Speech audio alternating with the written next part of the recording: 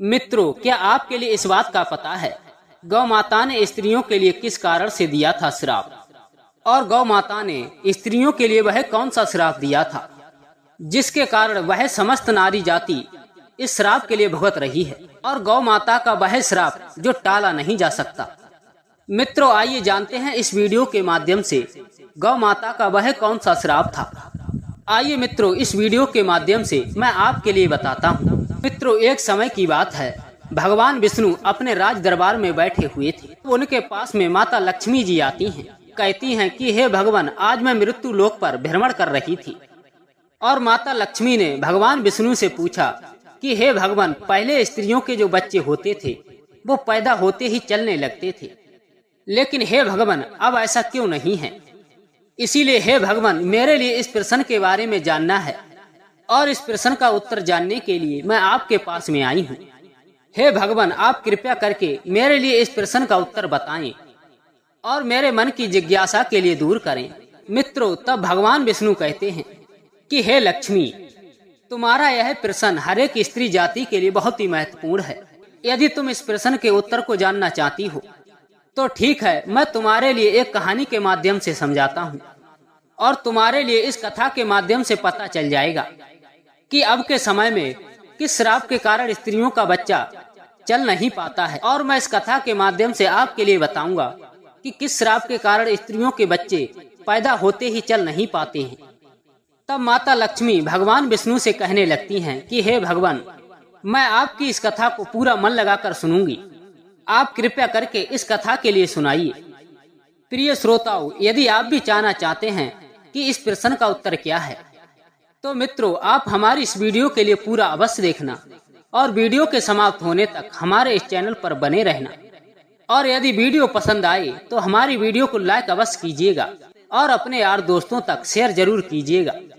मित्रों, तब भगवान विष्णु कहने लगते हैं कि हे लक्ष्मी, एक राज्य में एक रामू नाम का व्यक्ति रहता था, और वह रामू बड़ा ही लालची व्यक्ति था।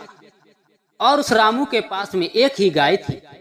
वह गाय प्रतिदिन दूध देती थी, और वह रामू अपनी गाय के लिए हरा चारा खिलाकर उसका दूध निकालता था, और प्रतिदिन उस दूध के लिए बेचा करता था, और गाय का दूध स्वयं भी पीता था, और वह दूध अपने परिवार के व्यक्तियों के लिए पिलाता था।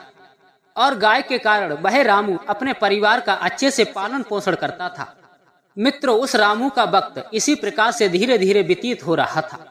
मित्रों, कुछ समय के बाद में एक समय ऐसा आया कि रामू की गाय ने किसी कारण बस दूध देना बंद कर दिया। जैसे ही रामू की गाय ने दूध देना बंद कर दिया तो इधर रामू ने भी उस गाय के लिए हरा चारा डालना बंद कर दिया। और एक दिन ऐसा आया कि दूध की खातिर उस रामू ने गाय के लिए बहुत मारा, और रामू ने उस गाय के लिए ले जाकर एक जंगल में छोड़ दिया। मित्रों, अब वह गाय बेचारी अकेली उस जंगल में घूमने लगी, और उसी जंगल में एक मंदिर के पास में जाकर पहुंच जाती है, और भगवान भोलेनाथ से विनती करती हुई कहने लगती है कि हे भगवान, मैं आपसे इस बात को पूछना चाहती हूँ, आपने हमारे लिए ये गाय की ऊनी क्यों दी? आपने हमारे लिए गाय की ऊनी में जन्म देकर बहुत बुरा किया है। तब इधर भगवान विष्णु कहने लगे कि हे लक्ष्मी, वह गाय भगवान भोलेनाथ से कहती है कि आप में से जो 84 लाख योनियों में सर्वश्रेष्ठ योनि है वो एक मनुष्य की है, और वह व्यक्ति इंसान के रूप में कितना पाप कर्म करता है। तब वह गाय कहने लगी कि हे भगवान, जब तक मैं उस घर में दूध देती रही तब तक उस व्यक्ति ने मेरे लिए अपने घर पर रखा, और मेरे लिए चारा डाला, और मेरे लिए हरा भरा चारा भी खिलाया। और जैसे ही मैंने दूध देना बंद कर दिया और उसके बाद में उसने मेरे लिए चारा भी नहीं डाला। इतना ही नहीं, उस दूध की खातिर उसने मेरे लिए घर से बाहर भी निकाल दिया। अब हे भगवान, आप ही बताइए, मैं तो इधर उधर भटक रही हूँ, मैं कहाँ जाऊँ? अब मुझे तो जंगल में चारा खा के अपना पेट भरना होगा। हे भगवान, आपने जो सर्वश्रेष्ठ योनि बनाई है, ये योनि तो कितनी स्वार्थी और लालची हो चुकी है। तब भगवान विष्णु कहने लगे कि हे लक्ष्मी, जब वह गाय धीरे धीरे करके उन जंगलों में गर्भवती हो जाती है, जब धीरे धीरे करके उस गाय का 3-4 महीने का गर्भ हुआ था, तो उसी जंगल के किनारे से एक स्त्री गुजर रही थी। तो उसी स्त्री ने जैसे ही उस गाय के लिए देखा तो उसी स्त्री ने मन ही मन सोचा, अरे भगवान, ये गाय तो गर्भवती है, मैं ऐसा करती हूँ, इस गाय के लिए अपने घर ले जाती हूँ और इसके लिए पाल लेती हूँ।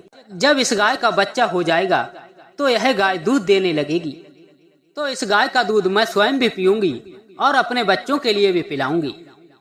लेकिन मित्रों, जैसे ही वो स्त्री अपने पति को बुलाने के लिए जाती है और जब तक वह स्त्री अपने पति को बुलाकर वहां पर लाती है, तब तक वह गाय वहां से आगे के लिए चली जाती है। उधर उस गाय के प्रसव का समय नजदीक आ गया।